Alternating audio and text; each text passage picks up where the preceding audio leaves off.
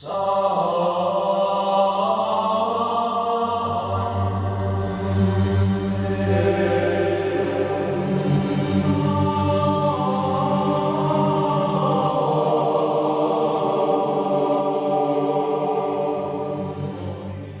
বন্ধুরা, কথক কৌশিকের গল্পের আসরে আপনাদের স্বাগত। আশা করি আপনারা সবাই সুস্থ আছেন।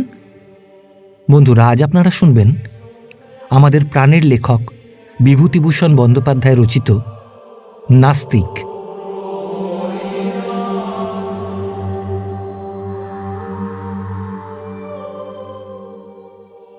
অধ্যয়ন শেষ করে লোকনাথ যখন তাঁর আচার্যের কাছে বিদায় চাইলেন, আচার্য তাকে বলেছিলেন, একটা কথা সবসময় মনে রেখো, তুমি অনেক লোকের ওপরে লোকনাথ নামটি সার্থক করে জীবনের পথে অগ্রসর হবে। অলোক সামান্য প্রতিভাবান এবং প্রিয়তম ছাত্রকে বিদায় দিয়ে আচার্য 2-3 দিন পর্যন্ত মৌনী ছিলেন। মঠ থেকে বার হয়ে লোকনাথ কোনো বড় রাজসভায় গেলেন না, অধ্যাপনা করবার কোনো আগ্রহ দেখালেন না। বিবাহ করে সংসারী হবার বিষয়েও সম্পূর্ণ উদাসীন রয়ে গেলেন। কিছুদিন লক্ষ্যহীন অবস্থায় এদিক ওদিক ঘোরবার পর শেষে পূর্ণভদ্রার নির্জন তীরভূমিতে কুটির বেঁধে সেখানেই বাস করতে শুরু করলেন। এতে বেশিরভাগ লোকই তাকে বললে পাগল। বাল্যকাল থেকেই লোকনাথ একটু অন্য প্রকৃতির। যেদিন প্রভাতের আলো খুব ফুটত, বালক লোকনাথ তার গ্রামের ধারের মাঠে একা বেরিয়ে বেড়াত। সমবয়সী অন্য কোনো ছেলের সঙ্গে সে মিশত না। সন্ধ্যার ধূসর আকাশের তলে গ্রামের অদূরে ছোট পাহাড়টা যখন বড় আকাশের গা থেকে খসে পড়া বড় একখণ্ড মেঘস্তূপের মতো দেখাত, লোকনাথ দণ্ডের পর দণ্ড ধরে মাঠের ধারের বনের কাছে বসে এক মনে কি ভাবত। তার অপলক শিশু নয়ন দুটি দণ্ডের পর দণ্ড ধরে ও পাহাড়ের দিকে আবদ্ধ থাকত। তার বিশ্বাস ছিল ওই পাহাড়টাই পৃথিবীর প্রান্তসীমার পাহাড়। আচ্ছা, যদি ও ছাড়িয়ে চলে যাই, দূরে দূরে, ক্রমেই দূরে, আরও দূরে, খুব খুব দূরে, খুব খুব খুব খুব দূরে, তাহলে কোথায় গিয়ে পৌঁছব? দৃশ্যমান সীমাচিহ্ন ছাড়িয়ে অজ্ঞাত রাজ্যে। এতদূর যাবার কল্পনায় বালকের মন বিস্মিত অভিভূত হয়ে পড়ত।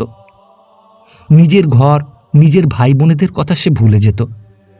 শুধু অস্পষ্ট সন্ধ্যার আলোকে পরিবর্তনশীল মেঘ রাজ্যের পেছনে, অনেক অনেক পেছনে সে কোন দেশ, যেখানে এই এমনি ধূসর মৌন চারিদিক, সেই দেশের কথা মনে হতেই তার মন অবশ হয়ে আসত। তার দিদিমা যে রামায়ণ মহাভারতের গল্প করেন, সেসব ঘটনা সেই দেশেই ঘটে। রাম রাবণের যুদ্ধ সেখানে এখনও চলেছে। সেই দেশের সীমাহীন গহন বনের মধ্যে গলা কাটা কবন্ধ এখনও অন্ধকারে হাতড়ে বেড়াচ্ছে। যত সব আজগুবি জিনিসের দেশ যেন সেটা। কিন্তু সেসব অনেক দিনকার কথা। বড় হয়ে উঠে লোকনাথ অত্যন্ত রুক্ষ দর্শন ও কঠোর প্রকৃতির লোক হয়ে উঠলেন। তার নীরস শুষ্ক পাণ্ডিত্যের সঙ্গে খাপ খাইয়ে চলবার জন্য তার আকৃতি দিন দিন লালিত্যহীন হয়ে উঠতে লাগল। যখন তার প্রকাণ্ড মাথাটার অসংযত দীর্ঘ চুলের গোছা আর দীর্ঘ রুক্ষ দাড়ি বাতাসে উড়ত, তখন সত্যিই তাকে অত্যন্ত ভয়ানক বলে মনে হতো। তীক্ষ্ণ ইস্পাতের মতন এক অস্বাচ্ছন্দ্যকর দীপ্ত নীল আভা তাঁর চোখে খেলতে দেখা যেত। কিন্তু এক এক সময় আবার সে দীপ্তি শান্ত হয়ে আসত। তাকে খুব সৌম্য, খুব সুদর্শন, খুব উদার বলে মনে হতো।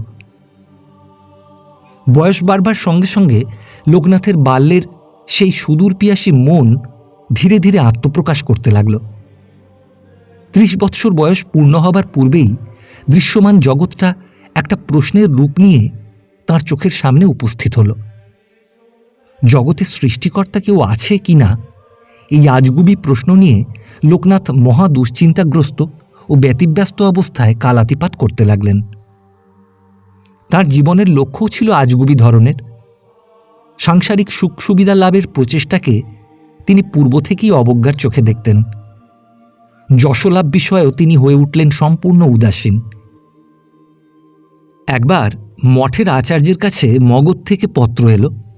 মঠের অতীশদের মধ্যে আচার্য যাকে উপযুক্ত মনে করবেন তাকে হস্তির পৃষ্ঠে করে সসম্মানে রাজধানীতে নিয়ে আসা হবে।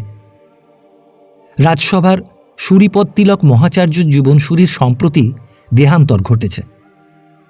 আচার্য একমাত্র লোকনাথকেই এ পদের উপযুক্ত বলে ভেবেছিলেন, কিন্তু লোকনাথ কিছুতেই মগধে যেতে রাজি না হওয়ায় তাঁর এক সতীর্থ মগধে প্রেরিত হলেন। এর কিছুকাল পরেই লোকনাথ মঠ পরিত্যাগ করলেন এবং 1 বৎসরের মধ্যেই পুণ্যভদ্রার নির্জন তীরভূমি আশ্রয় করলেন। সেই থেকে আজ 30 বৎসর তিনি এই নির্জন মাঠের মধ্যে এই কুটিরখানিতে একা বাস করছেন। জৈন ধর্মমণ্ডলীর পক্ষ থেকে প্রতি বৎসর নির্দিষ্ট পরিমাণ তণ্ডুল ও 2খানা বহির্বাস তাঁকে দেওয়া হতো।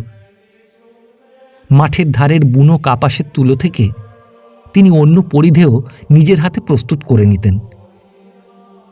প্রথম 2-1জন ছাত্রকে নিয়ে তিনি অধ্যাপনা করেছিলেন, কিন্তু তার পাণ্ডিত্যের খ্যাতি ও উন্নত চরিত্রের আকর্ষণে যখন শিক্ষার্থীর ভিড় বারবার উপক্রম হল, তিনি অধ্যাপনা একেবারেই বন্ধ করে দিলেন। পুণ্যভদ্রার 2 তীরের নির্জন মাঠ তখন স্থানে স্থানে বনে ভরা ছিল। অনেক স্থানে এইসব বনে উপর পাহাড়ে শাল ও দেবদারু গাছের বীজের চারা, কোনো স্থানে নানা রকমের কাঁটা গাছ ও বনজ লতার ঝোপ। দক্ষিণের পাহাড় একটা অপরিসর উপত্যকায় দ্বিধা বিভক্ত। পুণ্যভদ্রার একটা ক্ষীণ স্রোত শাখা এর মাঝখান দিয়ে পাহাড়ের ওপারে বেরিয়ে গিয়েছে। তার গৈরিক জলধারার উপর সবসময় 2 তীরের পত্রশ্যাম শিশু দেবদারু শ্রেণীর কালো ছায়া। এখানেই ছিল লোকনাথের কুটির। লোকনাথের ছোট কুটিরখানি হস্তলিখিত পুঁথির একটা ভাণ্ডার বিশেষ ছিল। কাঠের ত্রিপট্ট শক্ত করে বেত দিয়ে বেঁধে লোকনাথ একরকম পুস্তকাধার প্রস্তুত করেছিলেন এবং বৃহৎ তালপত্র ও ভূর্জপত্রের পুঁথিকে স্থান দেবার জন্য তিনি ত্রিপট্টের মাঝখানে অনেকখানি করে ফাঁক রেখেছিলেন। এই ত্রিপট্টটি পুঁথিতে ভরা থাকত।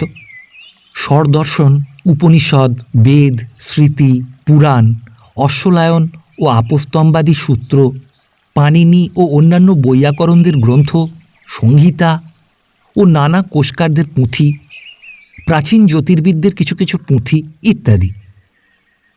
তাছাড়া আরও নানা প্রকার পুঁথি মেঝেতে এমন যদৃচ্ছক্রমে ছড়ানো পড়ে থাকত যে কুটিরের মধ্যে পা রাখবার স্থান পাওয়া দুষ্কর। প্রতিদিন প্রাতঃকালে স্নান করেই লোকনাথ কুটিরের সামনের প্রাচীন নিমগাছটার ছায়ায় গিয়ে বসতেন এবং এক মনে পড়তেন। একদিন অবসন্ন গ্রীষ্ম অপরাহ্ন ঈষৎতপ্ত বাতাসের সঙ্গে সদ্য ফোটা নিমফুলের পরাগ মাখিয়ে এক অপূর্ব লোকের সৃষ্টি করত। সেখানে শুক্লকেশ আর্যভট্ট শিষ্য শকটায়নকে নীল শূন্যে খড়িয়েকে গ্রহ নক্ষত্রের সংস্থান উপদেশ করতেন। বুনো পাখির অশ্রান্ত কাকলির মধ্যে ইয়াস্কো ভাষাতত্ত্ব আলোচনায় ব্যস্ত থাকতেন। দুর্বোধ্য জ্যামিতিক সমস্যার সামনে পড়ে সেখানে কুঞ্চিত ললাটে পরাশর তার অন্যমনস্ক দৃষ্টি অত্যন্ত এক মনে সম্মুখস্থ বল্মিক স্তূপের দিকে আবদ্ধ করে রাখতেন। চমক ভেঙে উঠে লোকনাথের কাছে এটাও এক কম সমস্যার বিষয় হয়ে উঠত না সে, কেন তিনি এতক্ষণে মনে মনে ভাষাতত্ত্ব আলোচনাকারী ইয়াস্কের মুখকে সম্মুখস্থ নদী জলে সন্তরণকারী বন্য হংসের মুখের মতো কল্পনা করেছিলেন। রাত্রে আকাশের নক্ষত্রগুলোর দিকে চেয়ে চেয়ে লোকনাথ ভাবতেন, এগুলো কি? প্রাচীন জ্যোতির্বিদগণের পুঁথি এখানে তাঁকে বড় সাহায্য করত না। অবশেষে তিনি নিজে ভেবে ভেবে স্থির করলেন, নক্ষত্রসমূহ এক প্রকার বৃহৎ স্ফটিক পিণ্ড। পৃথিবীতে আলো দেওয়ার জন্য এগুলো আকাশে আছে। চন্দ্রকে তিনি নক্ষত্রদের অপেক্ষা বৃহত্তর স্ফটিক পিণ্ড বলে ভেবেছিলেন। তার মৃত্যুর পর তার হস্তলিখিত একখানি পুঁথিতে দেখা যায় তিনি গ্রহ নক্ষত্র সংক্রান্ত তাঁর এই মতবাদ লিপিবদ্ধ করে রেখে গিয়েছেন। তাদের আলোর উৎপত্তি সম্বন্ধে লোকনাথ লিখেছিলেন যে পৃথিবীতে স্ফটিক প্রস্তরের যে শ্রেণী দেখতে পাওয়া যায়, মহাবোমস্থ এই সমস্ত স্ফটিক তার অপেক্ষা উৎকৃষ্টতর শ্রেণীর হওয়ায় তাদের অভ্যন্তর থেকে এক প্রকার স্বভাবজ জ্যোতি বার হয়ে থাকে। এ সংক্রান্ত বহু প্রমাণ ও বহু জ্যামিতিক রেখা ও অঙ্কন তার ওই পুঁথিখানিতে ছিল দেখা যায়। কিন্তু লোকনাথের প্রতিভা অত্যন্ত উচ্চ শ্রেণীর হওয়ায় তিনি তার মত সম্বন্ধে আদৌ গোঁড়া ছিলেন না। সকলকে তার মত পড়ে দেখে বিচার করতে অনুরোধ করেছিলেন। তিনি মাঝামাঝি কিছু হওয়াটাকে অত্যন্ত ঘৃণা করতেন। তিনি চাইতেন উচ্চ জ্ঞান, নয়তো একেবারে মূর্খতা। ত্রিশঙ্কুর স্বর্গবাসের ওপর তাঁর একটা আন্তরিক অশ্রদ্ধা ছিল। একবার তিনি কয়েক বৎসর ধরে বহু পরিশ্রম করে সাংখ্যের এক ভাষ্য প্রণয়ন করেছিলেন। লেখা শেষ করে তার মনে হল তিনি যেমনটি আশা করেছিলেন ভাষা তেমনটি হয়নি, অনেক খুঁত রয়ে গিয়েছে। অনেক চেষ্টা করেও লোকনাথ সেই খুঁত কিছুতেই দূর করতে পারলেন না। একদিন সকালবেলা হস্তলিখিত পুঁথিখানা নিয়ে তিনি পুণ্যভদ্রার তীরে গিয়ে দাঁড়ালেন। জলের স্রোতে তীরলগ্ন সরবনগুলো তখন থরথর করে কাঁপছে। লোকনাথ অনেক বৎসরের পরিশ্রমের ফলস্বরূপ পুঁথিখানিকে টান মেরে নদীর মাঝখানে ছুঁড়ে ফেলে দিলেন। একখণ্ড ইঁটের মতোই সেখানা সেই মুহূর্তে ডুবে গেল। শুধু সাংখ্যের উগ্র পাণ্ডিত্যের সংঘাতে বন্য নদীর নিরক্ষর বুকটি অল্পক্ষণের জন্য ভাববিহ্বল হয়ে উঠল মাত্র। দিন যেতে লাগল। লোকনাথ পূর্বের মতন আর এক স্থানে অনেকক্ষণ বসতে পারেন না। মনের শান্তি তিনি দিন দিন হারাতে লাগলেন। একদিন সমস্ত দিন তিনি কিছুই খেতেন না। কি জানি কেন শুধু কেবল নদীর ধারে ধারে সারা দিনমান ধরে উদ্ভ্রান্তের মতো ঘুরে ঘুরে বেড়াতেন। রাত্রে আকাশের দিকে চাইতেন না। যদি হঠাৎ ওপরের দিকে চেয়ে ফেলতেন, কালো আকাশের ভাঙা ভাঙা মেঘের ফাঁকে ফাঁকে যেসব নক্ষত্র জলজল করত, তাদের সন্ত্রস্ত দৃষ্টির সামনে তিনি অনভ্যস্ত পাঠ অপরাধী বালক ছাত্রের মতন সংকুচিতভাবে দৃষ্টি নামিয়ে দুহাতে চোখ ঢেকে ফেলতেন। রাত্রে নির্জন মাঠে চারিধার থেকে অন্ধকারে রাশি রাশি প্রশ্ন জেগে উঠত। ভগবান উপবর্ষের বেদান্ত সূত্রের মধ্যে এদের উত্তর মেলে না কেন? লোকনাথ আবার অত্যন্ত এক মনে দর্শনের পুঁথি পড়তে শুরু করলেন। কিন্তু তার মুখ যদি সে সময় কেউ দেখত, সে বেশ বুঝত যে তৃপ্তির চেয়ে অসন্তোষী হয়েছে তার বেশি। দুঃখ থেকে মুক্তিলাভ করবার যে সহজ উপায় দার্শনিকরা নিরূপণ করে গিয়েছেন, পড়ে শুনে দেখে লোকনাথের দুঃখ যেন তাতে বেড়েই চলেছে। রাত্রে বাঁশের আড়ার পুস্তকাধার থেকে ভূর্জপত্রের পতঞ্জলি বক্রচক্রে গৌতমের দিকে চাইতেন। কপিল গর্বমিশ্রিত ব্যঙ্গ হাস্যে জৈমিনীর দিকে কৃপাদৃষ্টিতে চেয়ে রইতেন। মূর্খগুলোর সঙ্গে এক আসনে বসতে হয়েছে ভেবে গভীর অপমানে ব্যাসদেব পুঁথির মধ্যে দিন দিন শুকিয়ে উঠতে থাকতেন। রাত দুপুরের সময় অধ্যয়ন ক্লান্ত অবসন্ন মস্তিষ্কে শয্যা গ্রহণ করে লোকনাথের মনে হতো অর্ধ অন্ধকারে ঘরের মধ্যে একটা খণ্ড প্রলয় চলছে। দর্শনাচার্যগণ যেন কেউ কারুর কথা না শুনে পরস্পর মহা তর্ক তুলেছেন। তাঁদের ভাষ্যকার ও উপভাষ্যকারগণের বাগযুদ্ধ হাতাহাতিতে পরিণত হবার উপক্রম হয়ে উঠেছে। কথার উপর কথা চড়িয়ে দুদিক থেকেই কথার পাহাড় গড়ে তোলবার চেষ্টা হচ্ছে। লোকনাথের আর ঘুম হতো না। পুরাতন ভূর্জপত্রের গন্ধে ভারাক্রান্ত বদ্ধ বাতাসে তার নিঃশ্বাস বন্ধ হয়ে আসত। শয্যা ছেড়ে উঠে তিনি বাইরের নিমগাছটার তলায় এসে দাঁড়াতেন। হয়তো কোনোদিন ভাঙা চাঁদের নিচে বিশাল মাঠ আলো আঁধারে অস্পষ্ট দেখাত। কোনোদিন কোষ্টি পাথরের মতন কালো অন্ধকারে পথের তলায় ঘাসের মধ্যে থেকে কত কি কীট পতঙ্গ বিচিত্র সুরে ডাকতে থাকত। বনঝোপের মাথায় জোনাকি পোকার ঝাঁক জ্বলত। নদীর ঝিরঝিরে ঠান্ডা বাতাসে একটু শান্তি লাভ করবার সঙ্গে সঙ্গে আবার সেই সব নীরব নৈশ প্রশ্ন প্রেতের মতো তাকে পেয়ে বসত। আবার সেটা আসত অন্ধকারের রূপ ধরে। আলোর যদি সৃষ্টিকর্তা থাকে, তবে অন্ধকারের আরেকটা সৃষ্টিকর্তার কি প্রয়োজন আছে? আলোর অভাবেই যদি অন্ধকার হয়, অন্ধকার কি তবে স্বপ্রকাশ, স্বয়ংভূ? সৃষ্টির পূর্বের জিনিস? লোকনাথ আবার ধীরে ধীরে ঘরের মধ্যে ঢুকতেন। আবার তত্ত্বসমাসের পুঁথিখানা উঠিয়ে নিয়ে প্রদীপের শিখা আঙুল দিয়ে উজ্জ্বল করে তুলতেন। সেদিন তিনি পড়ছিলেন না। সারাদিন কেবল চুপ করে আকাশের দিকে চেয়ে চেয়ে কি ভাবছিলেন।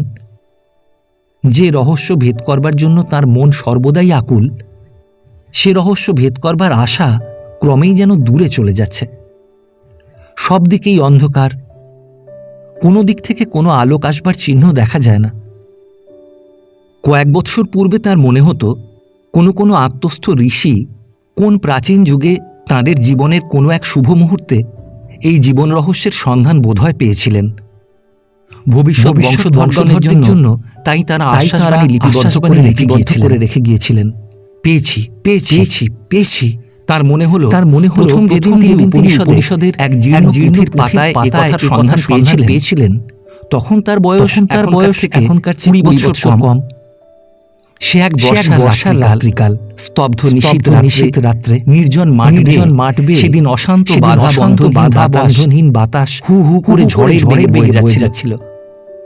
স্তিমিত প্রদীপ কুটিরে একা বসে পুঁথির মধ্যে তার সন্ধান পেয়ে ক্ষণিকের জন্য লোকনাথের সমস্ত শরীর সর্পের মতো উঠেছিল। পুঁথি বন্ধ করে ঘরের বাইরে চেয়ে তার মনে হয়েছিল গাছপালা, নদী, জল সব যেন তারই মতন শিউরে শিউরে উঠছে। এখন তার সে কথা মনে পড়ে হাসি পেল। অল্প বয়সের সেই কাঁচা ভাবপ্রবণ মনের দিকে নিচু চোখে চেয়ে দেখে তার বর্তমান সময়ের মন সকৌতুক স্নেহে রঞ্জিত হয়ে উঠল। মানুষের মন নির্দিষ্ট গণ্ডি অতিক্রম করে অগ্রসর হতে পারে না। যে বলে জেনেছি সে ভণ্ড, নয় সে আত্মপ্রতারক মূর্খ। কি বুঝতে হবে সে সম্বন্ধে তার কিছু ধারণাই নেই। হঠাৎ তার অন্যমনস্ক দৃষ্টি দূরের নীল শৈলসানুলগ্ন প্রথম বসন্তের নবপুষ্পিত রক্ত পলাশের বনে আবদ্ধ হয়ে পড়ল। অনেক দিন আগেকার কথা। তখন লোকনাথের বয়স 21 বৎসর। কিছু না মায়া লক্ষ্মীটি, আমি এই ধরো 7 বছরের মধ্যেই আসব। পড়া শেষ হতে কি আর এর বেশি নেবে? বড় জোর 7 বছরই হোক। তোমায় ফেলে এর বেশি কি আর আমি থাকতে পারবো? বুঝলে? 17 বৎসরের মায়া সলজ্জে হেসে বলে, 7 বছর? এত কম সময়? এ আর এমন বেশি কি? লোকনাথ গাঢ় স্বরে উত্তর দেয়, সেই কথাই তো বলছি মায়া, 7 বছর কি আর বেশি আমাদের পক্ষে? তারপর মায়ার মুখে নির্ভরতার দৃষ্টিতে চেয়ে জিজ্ঞাসা করে, নয় কি মায়া? মায়া মুখে হাসি টিপে উত্তর দেয়, না, তার বেশি কি, মোটে 7 বছর, এবেলা ওবেলা।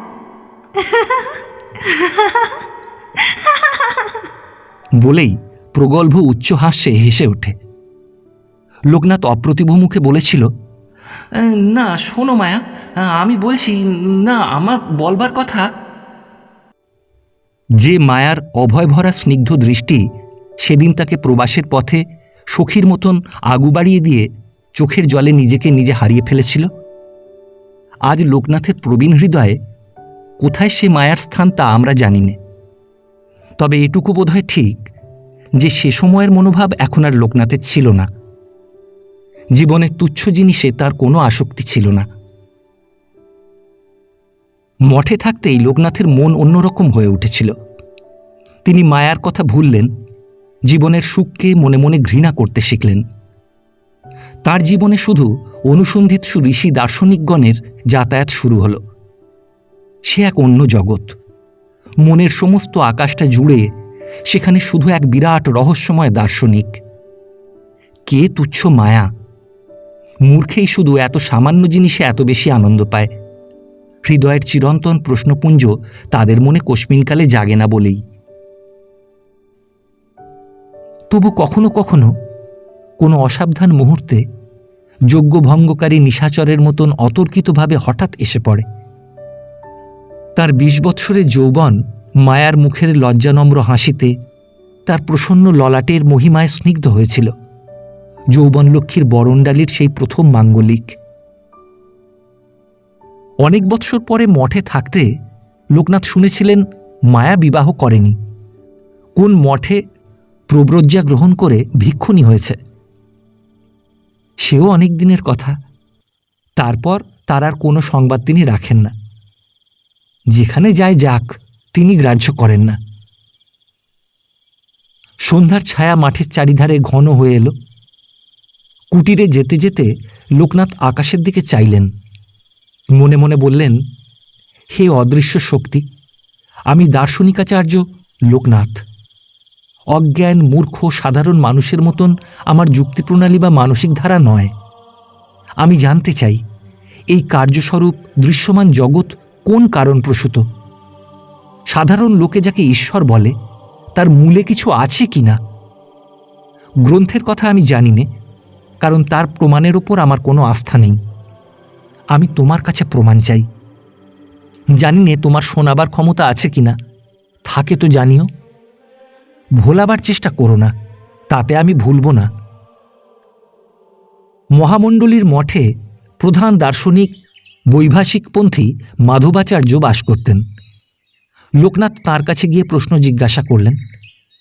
মাধবাচার্য বোঝাতে গিয়ে প্রথমত মুক্তি কি, মুক্তি কয় প্রকার, মুক্তির ও নির্বাণের মধ্যে প্রভেদ কিছু আছে কি না প্রভৃতি এত বিস্তৃতভাবে বলতে লাগলেন ও এত শাস্ত্রবাক্য উদ্ধৃত করে তার মতের পরিপোষণের চেষ্টা পেতে লাগলেন যে লোকনাথ অত্যন্ত পাণ্ডিত্যপ্রিয় হলেও তার মনে হতে লাগল মুক্তির একটি স্বরূপ তিনি বুঝেছেন, সেটি সম্প্রতি মাধবাচার্যের বাক্যজালের হাত এড়ানো।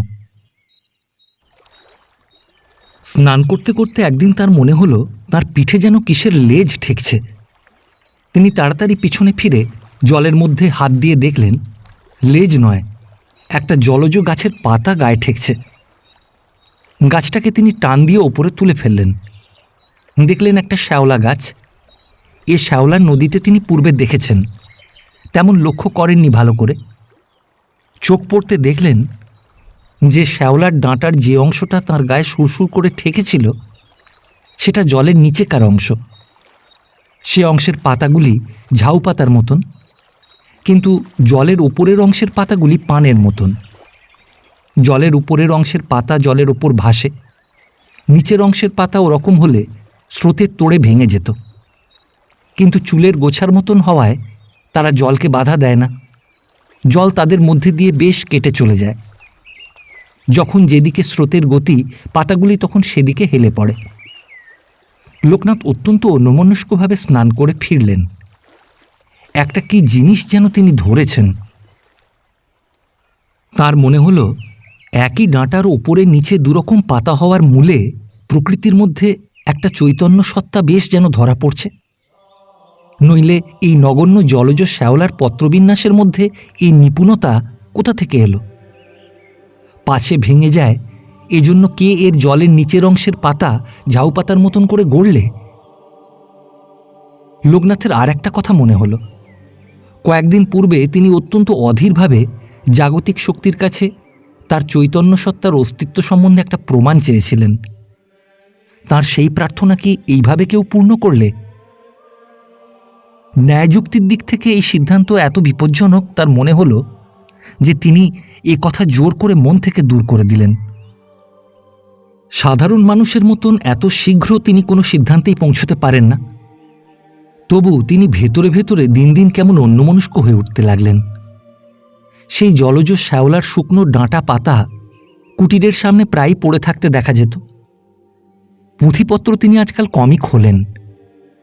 নদীর ধারে ধারে যেখানে বন্য গাছের শ্যামপত্র সম্ভার স্রোতের জলে ঝুপসি হয়ে পড়ে থাকত, দীর্ঘ দীর্ঘ ঘাসের ফুল স্তূপে স্তূপে ফুটে জলের ধার আলো করে থাকত। পত্রনিবিড় ঝোপগুলির তলায় জলচর পক্ষীরা ডিমগুলি গোপনে শুকনো পাতা চাপা দিয়ে রাখত। লোকনাথ বেশিরভাগ সময় সেই সব স্থানে কি দেখে দেখে ফিরতে আরম্ভ করলেন। তার কুটিরের সামনের মাঠে একরকম ছোট ঘাসের কুচো কুচো সাদা ফুল রাশি রাশি ফুটত। লোকনাথকে দেখা যেত সেই ফুল তুলে তিনি অত্যন্ত মনোযোগের সঙ্গে তাদের গঠন লক্ষ্য করছেন। ঘাসের ফুল সম্বন্ধে লোকনাথের মনে হতো যে সব ফুলগুলি একই গঠনের, 5টি করে পাপড়ি, মধ্যে একটি বিন্দু।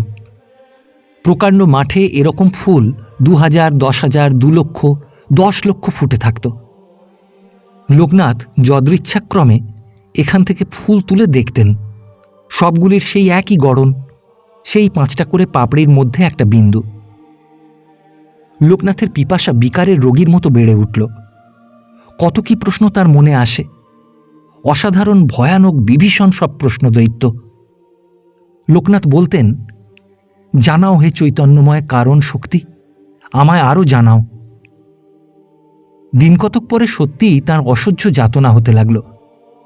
একটা বিশাল ঘনান্ধকার গুপ্ত রহস্য জগৎ দ্বার পার্শ্বে সংকীর্ণ ছিদ্রপথ দিয়ে ক্ষীণ একটুখানি আলোকরেখা যেন তাঁর চোখে ফেলেছিল। তাঁর বুভুক্ষু মন সমস্তটা একসঙ্গে দেখবার জন্য ছটপট করতে লাগল। রাত্রে তাঁর নিদ্রা হতো না। কালো আকাশে চোখ তুলে বলতেন, চোখ খুলে দাও হে মহাশক্তি, চোখ খুলে দাও। ইতিমধ্যে আবার একদিন তিনি দেখলেন একটা কি পতঙ্গ আর একটা ছোট পতঙ্গকে শরীর নিঃসৃত রসে অল্পে অল্পে অচেতন করে ফেলছে। বড় পতঙ্গটা হাতে তুলে নিয়ে লক্ষ্য করে দেখে তার মনে হলো সেটা সুঁড়ের মতন ছুঁচলো একটা প্রত্যঙ্গের খানিকটা অংশ ফাঁপা। এক প্রকার বিষাক্ত রস শরীরের মধ্যে থেকে বার হয়ে ফাঁপা অংশ দিয়ে বেরিয়ে আসবার বেশ সুন্দর সুনির্দিষ্ট বন্দোবস্ত আছে।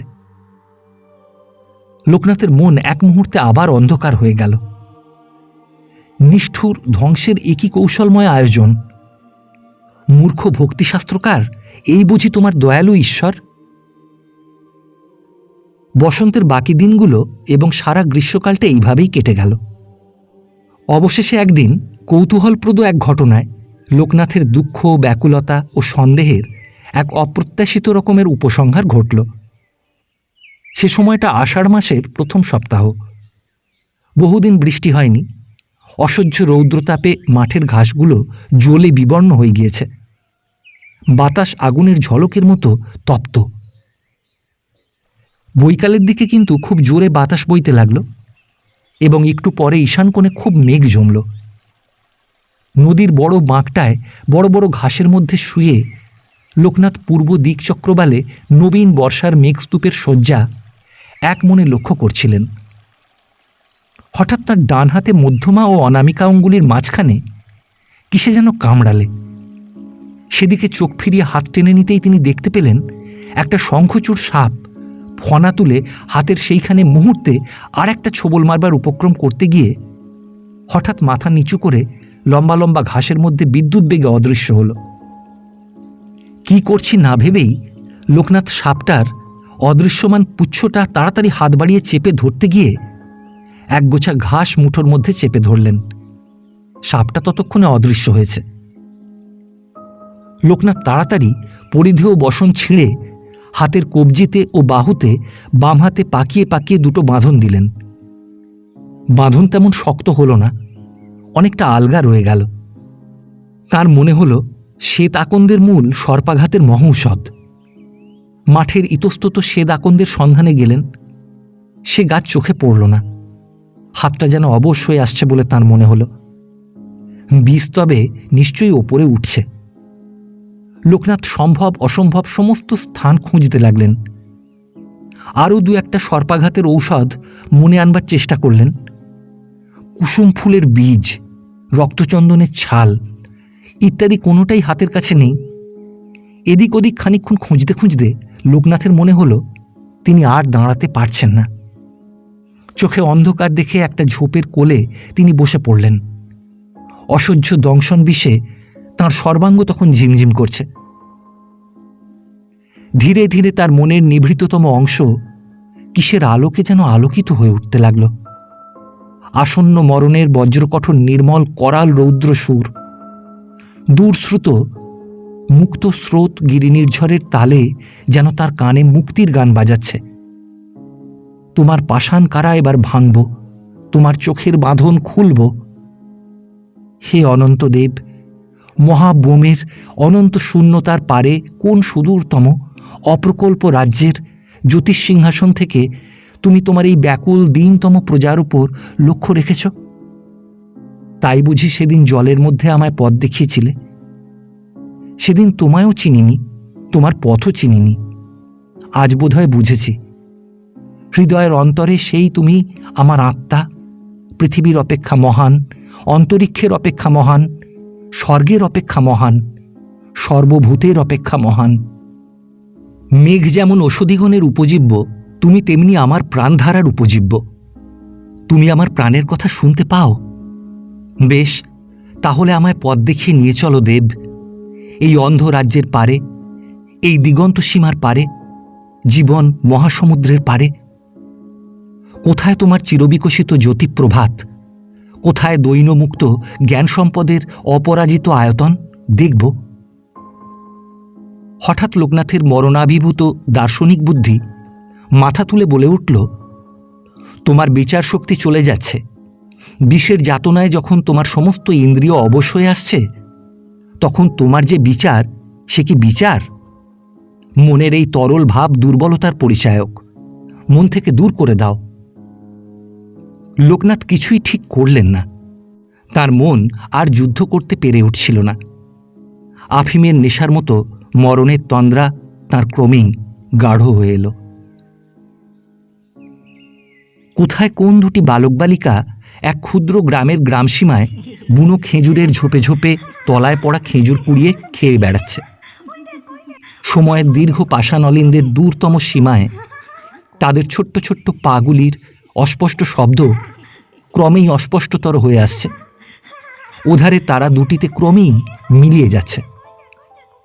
এক গ্রাম্য বনের মৌগাছের ডাল থেকে দুজনে মৌফুল পেড়ে খাচ্ছে।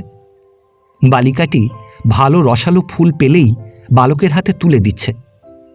এই যে এটা, কি মিষ্টি, দেখো দেখো তুমি খেয়ে। নীল বোমপথে দীর্ঘ দেহ শ্বেত শ্বশ্রু সমিতবাহী জ্যোতির্ময় ঋষিরা চলেছেন। তাদের মধ্যে কে যেন পেছন ফিরে সঙ্গীদের কাছে প্রস্তাব করছেন, ওহে সঙ্গীগণ, আমাদের কমণ্ডলু যা দিয়ে পূর্ণ করেছি, এসো তা ফেলে দিয়ে পুনর্বার নতুন জল সংগ্রহ করি। এতদিন ভ্রমণের পর মিষ্ট জলের উৎসের সন্ধান পেয়েছি। তাদের কমণ্ডলু থেকে কালিগোলার মতো কি ঝরে পড়ছে। পথের মাকে একদিনের মেঘভরা বিকালে মেয়েটিকে কে খুব মেরেছে। তার এলোমেলো চুলগুলি মুখের চারিদিকে ছড়িয়ে পড়েছে, কাপড়কে টেনে ছিঁড়ে দিয়েছে। সে কেঁদে ফুঁপিয়ে ফুঁপিয়ে বলছে, কেন তুমি মারবে, কেন আমার মারবে তুমি? এবার এরা আসি বলে আর কখনো আসবো না, দেখে নিও। আর কখনো যদি আসি। লোকনাথের মরণাহত দৃষ্টি বিরাট বিশ্বের উপর সেইভাবেই মুগ্ধ আবদ্ধ রইল। বহু বৎসর পূর্বের শৈশবকালে গ্রামসীমার মাঠে তার অজ্ঞান শিশু নয়ন দুটি যেভাবে আবদ্ধ রইত, প্রায়ন্ধকার জগৎটা আবার একটা বিরাট প্রশ্নের রূপ পরিগ্রহ করে তার মুখের দিকে জিজ্ঞাসু নেত্রে চেয়ে রইল।